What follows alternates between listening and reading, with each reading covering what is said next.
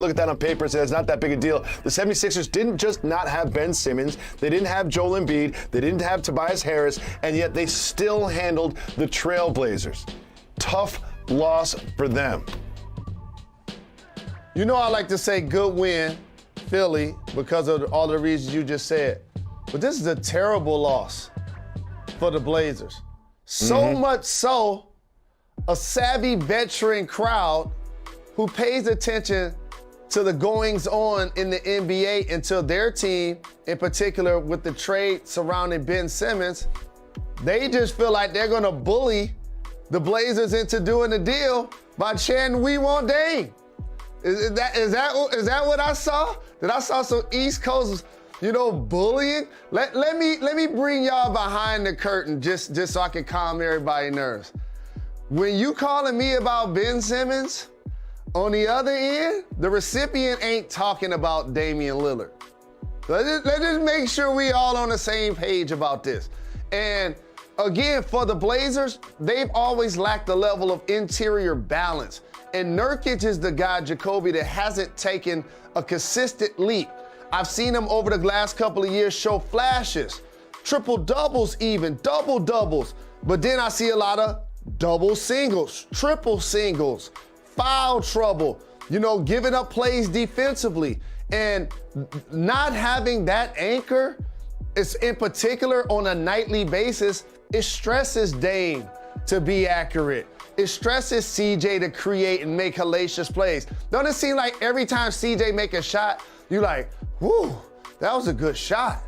Because he got to work so hard because they don't have that balance.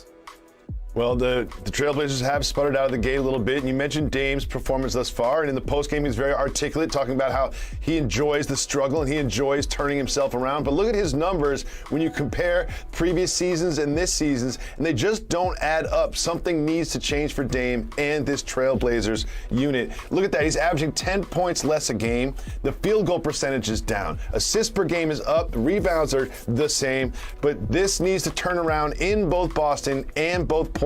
Why don't we just trade Dame for Jaylen Brown? Can we just do that? We trade Dame for Tatum or something? Can we just do that? Let's just fix everyone's problems right now. Here's what I want you to also think about. Dame done played a lot of basketball over the last maybe 12 to 15 months, including Team USA.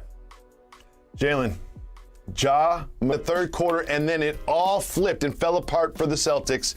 But it was DeMar DeRozan and the Bulls who came storming back in the fourth quarter to get a big win. They only have one loss on the season. And by the way, this is what Ben Simmons was required to do as a young player. See DeMar DeRozan. Now, here's a guy who I've called a mid-range marvel forever. It was a 25-point scorer in Toronto without even shooting threes. And then he started to shoot threes off the dribble. The maturation of his game, Jacoby, is they can throw it into Vucevic now, who played really well, kick it out to DeMar, and he can step in and knock down threes. You got LaVine still slashing, one of the best athletes in the game. You got Lonzo playing on-ball D, throwing lobs and being consistent. He's an improved three-point shooter. I really like what the Bulls did this offseason. And like I tell you, it looks so very much different around LaVine that they got a living, breathing general manager. LaVine has been a great player. Now it's great to see him surrounded by some guys that can go. Absolutely, and this was a great performance by the Bulls, but the elephant in the room is that this was an absolute collapse by the Celtics, and Marcus Smart, never one to sort of not express his opinion, shared his opinion about the game in the post-game press conference. I would just like to play basketball. Every team knows we're trying to go to Jason and Jalen, and every team is programmed and studied to stop Jason and Jalen. I think everybody's scouting report is make those guys try to pass the ball. They don't want to pass the ball. And that's something that they're going to learn. They're still learning, and we're proud of the progress they're making, but they're going to have to make another step and find ways to not only create for themselves, but create for others on this team, to open up the court for them later down in the game where they don't have to always take those tough shots. Let me translate. Pass me the ball, Jason and Jalen. That's what he said. It was articulate. It was long. There's X's and O's and balls, but he was like, y'all need to pass the ball. What do you think about Marcus Smart sharing his opinion after the game?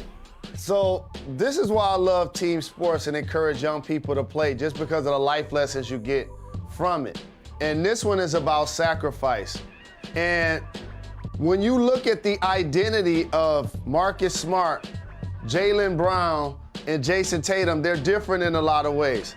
Marcus Smart is defensive oriented. So is Jaylen Brown, who's matured his offensive game to be an elite scorer. An elite scorer. Like I was at the Garden and just watched him get 48 this season. And we've seen Jason Tatum elevate himself into being a top tier, maybe top 10, 12 player, right? And so what ends up happening is Marcus Smart at the core is gonna play tough defense, move the ball, and dive on the floor for loose balls and all of that stuff. But the glory usually goes to the guys, as you notice, that get the headlines that put up the 35 points, right?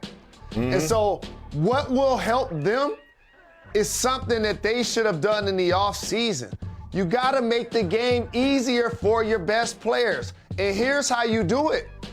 In particular, Marcus Smart can contribute to this as well. They need somebody in the backcourt that can play make and make the game easier for those guys.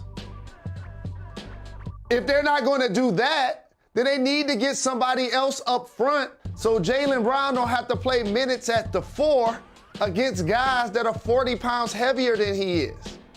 That's what really will fix their problems. And then lastly, of course, like all young scorers, they're gonna need to find ways to get their teammates involved. But when I'm getting buckets so very easy and I'm kicking it out a couple of times and you missing, then the guy gonna keep shooting. Don't look too deep into this. Young, great players have to learn how to get their teammates involved, and that was just Marcus Smart venting his frustration after they lost to the Wizards recently, and now they're losing to the Bulls. Two teams on paper, you'll say, that's not the Bucks, that's not the Heat, that's not the Nets. So that's when you now have these self-evaluating conversations like Marcus Smart just did at the podium. As we headed into the season, I would put the Celtics and the Bulls sort of like on the same tier in the Eastern Conference. But from what we've seen through 6 or 7 games, the Bulls have lost 1 game and 1 game only, and the Celtics have only won 2. Jalen, another team that had a tough loss last night, the Portland Trail Blazers. Yeah, they lost the 76ers. You might look at the podium. As we headed into the season, I would put the Celtics and the Bulls sort of like on the same tier in the Eastern Conference. But from what we've seen through 6 or 7 games, the Bulls have lost 1 game and 1 game only, and the Celtics have only won 2. Jalen, another team that had a tough loss last night, the Portland Trail Blazers. Yeah, they lost the 76ers. You might